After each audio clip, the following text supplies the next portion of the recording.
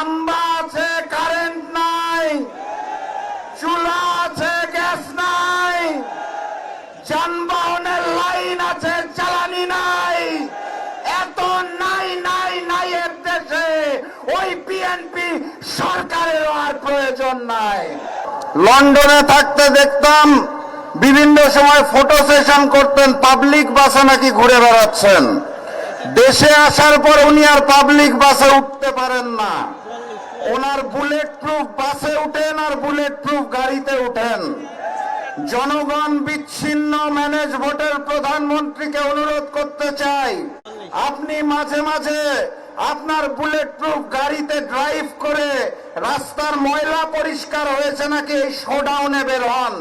সেই শোডাউন করতে করতে একটা বাজারে দয়া করে নামবেন, নেমে দ্রব্য মূল্যের কি অবস্থা সেটা দোকানিকে নিজে জিজ্ঞেস করবেন।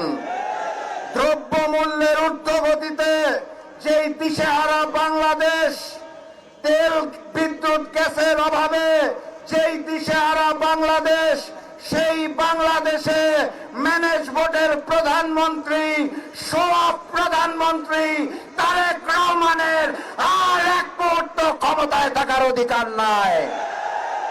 বক্তব্য দীর্ঘায়িত করব না, শুধু বলতে চাই, খাম্বা আছে, কারেন্ট নাই, চুলা আছে, গ্যাস নাই, যানবাহনের লাইন আছে, জ্বালানি নাই।